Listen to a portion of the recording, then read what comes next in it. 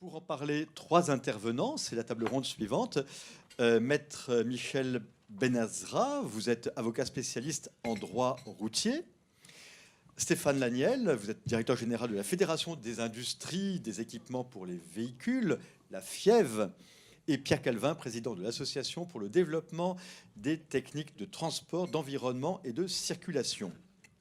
Alors, le contexte est le suivant, c'est que la route intelligente et le véhicule autonome, les deux, en concertation, ne sont pas une utopie. Ça arrive progressivement, mais ça arrive inéluctablement. Et bien sûr, tout cela va modifier considérablement la mobilité de tous les usagers, de tous les Français. Pour autant, la France, spécifiquement la France, en tout cas dans le concert des nations d'Europe de l'Ouest, est en retard dans ce domaine. L'État n'est pas réellement porteur du sujet et les acteurs qui sont impliqués dans le développement de la route de demain et de la voiture autonome ont tendance malheureusement à travailler chacun dans leur coin de manière non concertée. La route intelligente pose aussi la question des conditions de circulation des véhicules autonomes. Ils ont besoin d'une signalisation claire, d'une signalisation surtout visible et lisible, puisque vous savez que les voitures autonomes se servent de la signalisation aussi bien horizontale que verticale des panneaux pour ajuster ses compréhensions et ses réactions. Il faut donc une signalisation aussi bien au sol que verticale qui soit en bon état. Alors, quels sont, pour cadrer ce nouveau thème, ce nouveau débat, quels sont les enjeux de la route intelligente du point de vue économique et bien sûr du point de vue de la mobilité à venir des Français? Pierre Calvin. Bon, on va attaquer sur le futur. Je voudrais revenir quand même un petit peu sur mon propos de tout à l'heure, qui n'est pas d'ambiguïté. Ce que je voulais dire par rapport au TGV, c'est qu'on est capable de se doter des moyens quand il faut et quand on souhaite anticiper sur un besoin majeur, surtout quand il y a un peu d'emplois à sauver. Et je crois qu'on est exactement dans ce cas-là. On a besoin d'anticiper, il faut qu'on se donne les moyens pour avoir une route et un équipement qui soient à la hauteur des enjeux. Vous l'avez un peu dit dans votre propos, je crois qu'on parle souvent de route intelligente, et moi je suis plutôt dans la mobilité intelligente, c'est-à-dire qu'on reprend un peu l'ensemble du besoin. La population va augmenter, on le sait tous, de l'ordre de 40 à 50% en milieu urbain et périurbain dans les 30 ans qui viennent. Le besoin de mobilité va augmenter en valeur absolue, même si demain on a un peu de télétravail ou de e-commerce ou de e-learning, etc. On aura de toute façon une évolution du besoin de mobilité en zone urbaine et périurbaine notamment. Et puis on a toujours besoin, comme on l'a dit tout à l'heure, d'assurer la mobilité dans les zones rurales.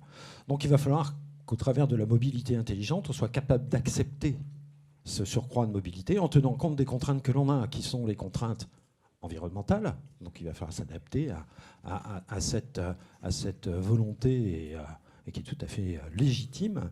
La deuxième chose, c'est qu'il va falloir s'adapter à un espace qui est contraint. On a parlé tout à l'heure de partage de la voirie. Il y a effectivement aussi le partage des utilisateurs de la voirie. Et je vais revenir dessus après. Et en même temps, apporter un peu de bien-être aux concitoyens, c'est-à-dire améliorer la sécurité, le confort du déplacement. Alors comment ? C'est effectivement avec un certain nombre de moyens. Et quand je disais tout à l'heure qu'il fallait apporter de la sécurité et du confort, il est clair que les équipements ont un rôle à jouer important.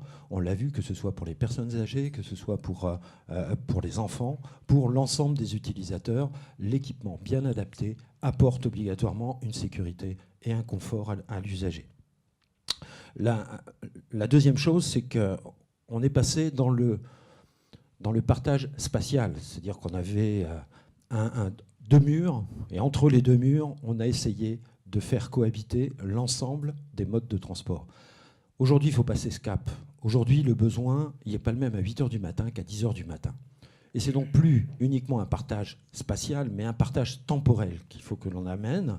Et là encore, les équipements vont permettre d'adapter l'espace disponible en fonction du besoin, encore une fois, en fonction du timing dans la journée, adapter les infrastructures aux besoins de mobilité.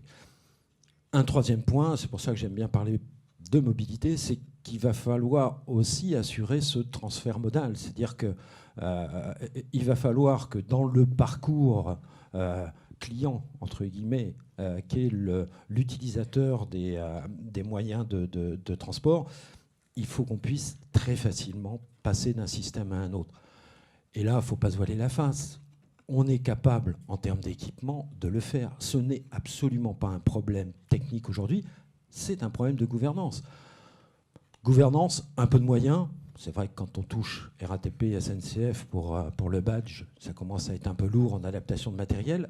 Mais dans la majorité des cas, ce n'est même pas un problème financier, c'est un problème de gouvernance, donc de volonté de faire je pense qu'à la billettique, qu'un outil qui permette d'utiliser l'ensemble des modes de transport. Donc tout ça sont des équipements qu'il va falloir installer, qu'il va falloir bien sûr construire, entretenir, maintenir en l'état, et avec une vitesse qui est sans commune mesure avec la durée de vie d'une infrastructure. Une infrastructure, c'est maintenant 25 ans avant qu'on leur fasse vraiment quelque chose de sérieux dessus. Aujourd'hui, avec l'évolution du numérique, vous voyez à quelle vitesse ça avance. On avance à l'échelle de l'année, de la deuxième, de 2, 3, 4 ans. Dernier point qui a été abordé d'ailleurs au cours de la discussion, quand on parle de la voiture. Je crois qu'il faut qu'on se mette vraiment, ça me permet peut-être de percer la balle à mon voisin de droite, je crois qu'il faut vraiment qu'on se mette en tête que la voiture individuelle n'est plus l'objet de mobilité de demain, sauf encore une fois dans les zones rurales où on y sera lié. Mais par contre, le véhicule doit et va devenir un transport collectif, un moyen de transport collectif de faible capacité. On va avoir des véhicules qui sont capables de transporter 3 à 4 passagers, des véhicules qui en prendront 8, on parlera sûrement des navettes tout à l'heure, des minibus, des bus, des grands bus, etc. Mais le véhicule tel qu'il existe aujourd'hui a quand même une capacité à prendre 3 à 4 passagers. Je vous rappelle que sur la région parisienne, c'est 1,1 passager par véhicule aux heures de pointe. Vous passez à 2, vous réglez la quasi-totalité des problèmes. Donc, il ne faut pas qu'on le rejette, ce véhicule. Il faut vraiment qu'on fasse en sorte qu'il devienne un véhicule collectif. Uberpool est un exemple, et il y en a d'autres, le covoiturage, etc., d'utilisation d'un véhicule pour un bien collectif. En plus, ça rejoint ce qu'on disait tout à l'heure sur le partage entre les gens. Quand on est ensemble dans la voiture, on dialogue, on discute. Il y a un côté social qui n'est pas négligeable. Stéphane Laniel, pour la FIEV, comment, à vos yeux, la France se prépare-t-elle à cette route intelligente de demain, à ce partage des véhicules et à la voiture autonome ? Alors, je ne sais pas comment la France prépare, mais moi, ce que je voudrais dire ici, c'est qu'il y a une évolution. Jusqu'alors, nous avions plutôt des systèmes qui cohabitaient ensemble, qui cohabitaient sans forcément se parler. Je pense que maintenant, nous sommes dans une approche systémique. Donc, si on veut vraiment développer l'usage du véhicule tel qu'il soit, il faut qu'on travaille tous ensemble en travaillant sur l'intégrité du véhicule. Donc, comment on protège les personnes transportées, les personnes rencontrées, etc. Donc il faut qu'on travaille sur une évolution de la fonction qui assure l'intégrité du mobile, je dirais, de l'objet qui se déplace. Et c'est pour ça que c'est très intéressant de discuter aujourd'hui de ce qui est proposé, c'est parce qu'il faut qu'on travaille ensemble. Si les équipementiers, les constructeurs automobiles et les personnes qui font les équipements routiers ou qui font la signalisation, si on ne commence pas à travailler ensemble pour expérimenter la façon de se déplacer et l'usage dans le déplacement, qu'il soit urbain, périurbain, etc., on n'arrivera pas à mettre en place la réglementation ou l'expérimentation qui nous permet d'avancer. Parce que vous parliez d'investissement tout à l'heure. Si on parle de la route intelligente, c'est un investissement, il faut se projeter, pas à 2030, il faut se projeter à 2050. Parce que ce sont des investissements importants. Et comment on monte cela et comment on met la réglementation en place. Et c'est pour ça que nous avons déjà eu des contacts et nous souhaitons travailler avec les représentants du syndicat et les équipementiers pour travailler à une expérimentation, comment on peut communiquer nos différents équipements. Parce que c'est clair que la voiture ne va être qu'un élément dans un ensemble, et les infrastructures, y compris la signalisation, font partie intégrante, et tout ça, ça va devenir interactif. Voilà. Pour l'instant, je pense qu'il y a déjà beaucoup d'informations qui sont traitées sur la route. Mais à l'heure actuelle, on ne les intègre pas, par exemple, dans nos véhicules. On pourrait mieux gérer les flux, parce que c'est pour moi, j'appelle ça de la logistique. Hein. Comment on gère cette logistique?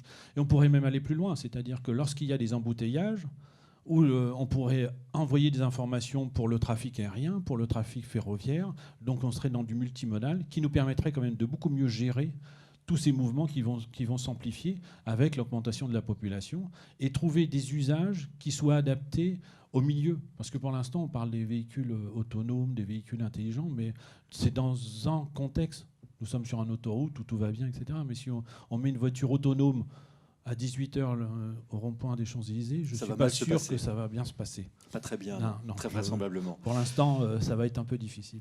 Maître Benazra, précisément, toutes ces politiques et ces décisions nécessaires pour rendre la route intelligente et le véhicule autonome de manière sûre, ça nécessite que l'ensemble du puzzle soit complet. Et pour l'instant, il y a des absences au niveau juridique. Il y a quelques vides.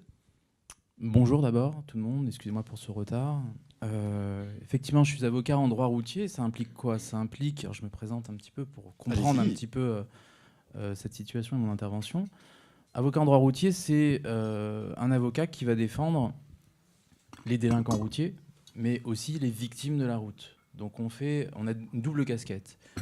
Je rebondis simplement sur l'observation du monsieur tout à l'heure. Il faut savoir que 10% de mes délinquants routiers, je les appelle mes délinquants routiers, sont des personnes âgées. Pourquoi? Parce qu'effectivement, on va créer un stress. Une des réflexions, c'est un de mes derniers dossiers, c'est quelqu'un qui conduit normalement, c'est une personne âgée qui conduit normalement sur une autoroute. Voilà qu'une personne derrière vient le klaxonner et pendant 5 minutes. Et après ces 5 minutes, il le double et finalement se met en biais sur la route et va pour régler ses comptes. La personne âgée prend peur et essaye de le contourner puisque l'autre est descendu et l'écrase. Voilà. On est typiquement dans un cas classique. On est dans un homicide involontaire. Vous allez voir pourquoi et quelle transition je vais faire. Homicide involontaire, pourquoi? Parce que effectivement, la personne âgée a commis une faute. Parce qu'il a écrasé une personne, il a manqué de vigilance, il a manqué de diligence. Voilà. Quelle est la différence entre un accident mortel de la route et un homicide involontaire? Et je vais rebondir sur ce sujet, justement. La différence est toute simple, c'est qu'à l'origine d'un homicide involontaire, il y a une faute pénale.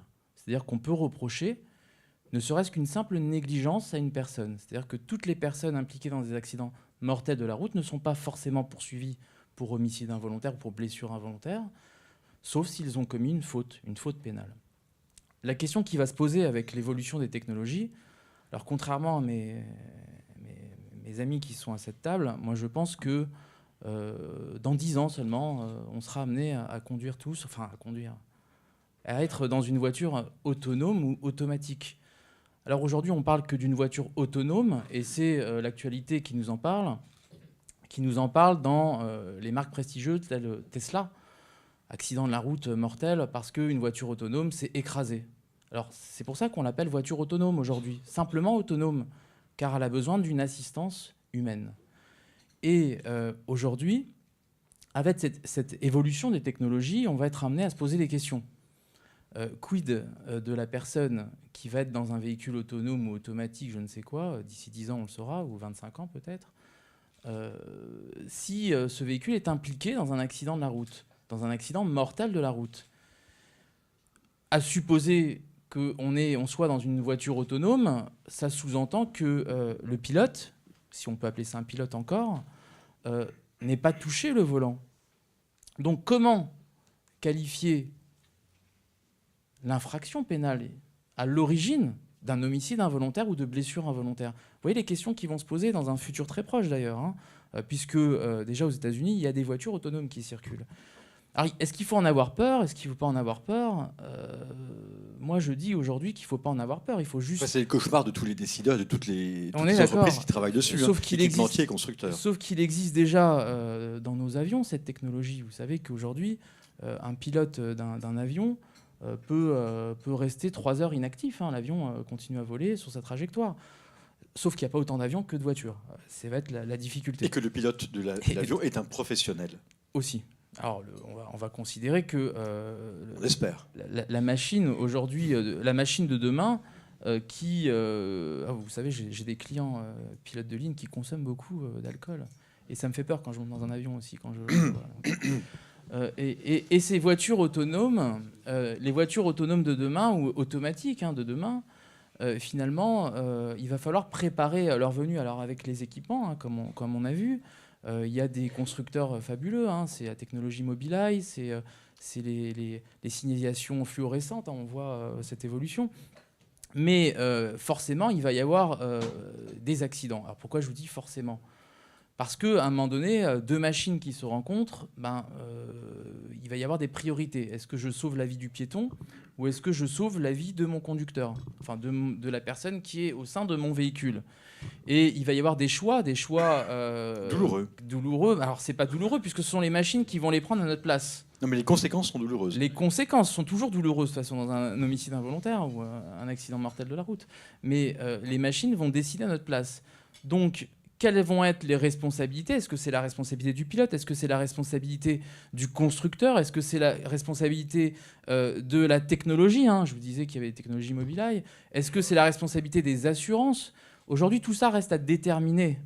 Et on ne peut pas avancer dans ces technologies si on ne détermine pas la législation. Voilà. Ça, c'était ma part de réflexion aujourd'hui. Alors, je n'ai pas de solution, malheureusement. Peut-être que ma profession va disparaître aussi, si effectivement tout le monde est en autonome. Donc je suis d'accord avec vous, si c'est dans 25 ans, 50 ans, tant mieux. Mais dans tous les cas, les problèmes seront toujours là, notamment en termes d'accidentologie, et des mesures doivent être prises tant au niveau matériel, mais aussi au niveau législatif. Et ça, c'est très, très important. Ah, c'est clair, le niveau législatif, pour l'instant, c'est encore un grand vide sidéral. Il n'empêche que la voiture autonome, elle est en route, que la route de 5e génération déjà, l'est aussi. Tout à fait, oui, enfin à titre expérimental pour l'instant, elle n'a pas le droit de circuler de manière complètement autonome, de manière totalement libre. Et face à ces enjeux qui sont technologiques, qui sont sociétaux, qui sont économiques, encore une fois, 2 propositions du syndicat des équipements de la route. Nommer un délégué interministériel pour favoriser la synergie entre tous les acteurs impliqués dans la route de 5e génération, pas seulement ceux qui s'occupent de la signalisation, mais vraiment l'ensemble des professions. Et puis déployer la route de 5e génération en donnant la préférence à l'exploitation intelligente des infrastructures qui déjà existent et qui peuvent permettre un certain degré d'exploitation. On n'a pas besoin peut-être de tout révolutionner d'emblée. Il est bien évident que la voiture autonome va arriver de manière progressive, graduelle, en utilisant déjà l'existant. Alors sur ce grand chapitre, sur ce grand thème de la voiture autonome, de la route intelligente, par rapport à toutes les dimensions de cette question qui ont été évoquées, est-ce que vous avez des remarques ou des questions à poser ? N'hésitez pas, c'est le moment. Oui. Bonjour, Monsieur Mondé, vice-président du syndicat. J'ai eu la chance de pouvoir commencer un groupe de travail avec la Fièvre pour se rendre compte qu'en fait, sur la route, ce qu'on appelle la route 5e génération, la route intelligente, elle existe en gros déjà. Il faut quand même savoir que toutes les infrastructures de communication dans les grandes villes et même dans les plus petites existent déjà. C'est-à-dire le moyen de transporter l'information qui est captée par ce qu'on appelle les capteurs intelligents sont déjà faits dans nos métiers au syndicat des équipements de la route, et ce, quel que soit le matériel utilisé. La difficulté de le transporter, de le communiquer à l'intérieur des voitures. Et on a décidé de travailler en commun pour essayer de faire ça, ce qui est un énorme avantage puisque du coup, le coût pour transporter coûterait 0 puisqu'il existe déjà. Ça, c'est la première chose. Je vous rappelle aussi qu'on ne parle pas beaucoup des piétons. Alors ça m'a beaucoup inquiété, mais c'est aussi quelque chose dont on s'occupe au syndicat. Et en particulier, quand on parle de route intelligente pour les piétons, on est aujourd'hui capable de les sécuriser. On parlait d'éclairage à un moment donné dans cette matinée. Sachez qu'on est capable de détecter des piétons pour les éclairer juste au moment où, dans la nuit, ils passent, alors que dans les villes, grossièrement, on est en train d'éteindre la nuit, donc pour faire des économies d'énergie. Donc on peut aussi rendre intelligente cette partie-là et rendre les piétons visibles. C'est la même chose pour les travaux. Sachez que sur les autoroutes, par exemple, des essais sont faits pour ne plus faire des trous dans l'autoroute et mettre des capteurs au sol qui coûtent une fortune, mais simplement aujourd'hui, on est en train de monter des algorithmes qui permettent de compter le nombre de téléphones à bord des voitures. Ce qui fait que dans les voitures, on saura vous dire s'il y a un embouteillage ou s'il n'y en a pas. Et ça marche. C'est des choses qui fonctionnent déjà. Donc sachez que la route du futur au syndicat, c'est quelque chose sur lequel on travaille déjà. D'autres remarques ou questions sur la route du futur, la voiture autonome? Oui, bonjour, Martin de Vissoc, la DGITM.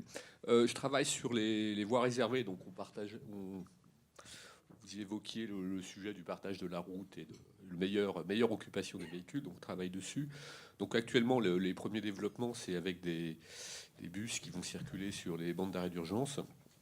Et on vise par là, c'est juste une illustration, on vise par là des systèmes très peu futuristes et avec le maximum d'équipements statiques, avec des panneaux les plus simples possibles. Donc ça répond aussi pour les personnes âgées. Tout ça pour dire qu'on n'est pas du tout, on cherche le moins technologique possible en ce moment. Donc tout ça pour dire que la route du futur qui doit se faire, elle doit se faire de manière sobre. En tout ce qui est électronique et cher. Et donc les solutions à trouver seront forcément des solutions qui doivent préserver au maximum les budgets des gestionnaires d'infrastructures. Vous l'avez un petit peu évoqué. Je suis forcément pas d'accord avec ça, mais simplement parce que je vais vous donner un exemple. Je parlais de boucle tout à l'heure. Une boucle pour détecter les voitures. Une boucle pour détecter une voiture, ça coûte entre 5 000 et 6 000 euros la boucle. Pour compter votre véhicule, ça coûte moins de 100 euros. Non, mais vous m'expliquez où c'est cher. Non, mais on est d'accord. Justement, on est d'accord. Ce que je veux dire par là, c'est que... Mais ce que je veux dire par là, c'est qu'évidemment, il faut que la route du futur se développe, mais il faut qu'elle se développe de manière... Il y a un paramètre qui est le modèle économique, et il faut évidemment trouver des solutions. Mais justement, on oppose souvent ça, et c'est une grave erreur. Non, parce que, en termes d'entretien, par exemple, quand on parlait d'entretien, pour compter des téléphones, il n'y a pas d'entretien. D'accord ? Donc, quand on fait le coût de tout ça, moi, ce que je propose, c'est des solutions qui tiennent compte des difficultés économiques aujourd'hui. Je crois qu'on ne peut pas opposer ces choses-là. Et quoi qu'il arrive, on ira vers ça, d'une manière ou d'une autre. J'insiste simplement sur l'importance de ce que vous dites, c'est-à-dire l'importance d'avoir des solutions économiques. Mais je ne dis pas que ces solutions n'existent pas, bien au contraire. Et ce qu'on a constaté en travaillant les uns avec les autres, c'est qu'en plus, l'infrastructure de communication, ce qui coûte finalement le plus cher dans toutes ces choses-là, sont déjà existantes dans les villes, d'une manière générale, dans les départements. Ça veut dire que l'outil de communication qui permet de faire véhiculer toutes ces informations, on peut parler de la pluie, on peut parler du brouillard, on peut parler de la pollution, tout ça, c'est des capteurs qui ne coûtent rien du tout. Et je vous dis, c'est vraiment... Et aujourd'hui, il n'y a plus besoin de communiquer. C'est des choses qui travaillent en radio, donc il n'y a pas d'infrastructure à faire, etc. On parlait des panneaux à messages variables. Les panneaux à messages variables, demain, ils seront autonomes. Il n'y aura même plus de les raccorder. Donc c'est vraiment, en tout cas, les premières choses qu'on a développées là-dessus démontrent qu'économiquement, ça répond à la question du problème budgétaire. Ouais, c'était juste pour... on va pas faire un débat tous les deux. Non, mais c'est pas un débat. C'est simplement pour dire qu'un des enjeux, c'est trouver des... Mais d'ailleurs, vous les présentez, c'est trouver des solutions, mettre en œuvre des solutions économiques des solutions qui s'appuient d'une part sur les gestionnaires, mais évidemment aussi sur les véhicules et sur tous les usagers de la route. Enfin, je trouve que vous êtes, pour deux personnes qui polémiquent, relativement d'accord. Ça ne va pas coûter beaucoup plus d'argent. L'important, c'est que tout le monde travaille ensemble dans la même voie de circulation même.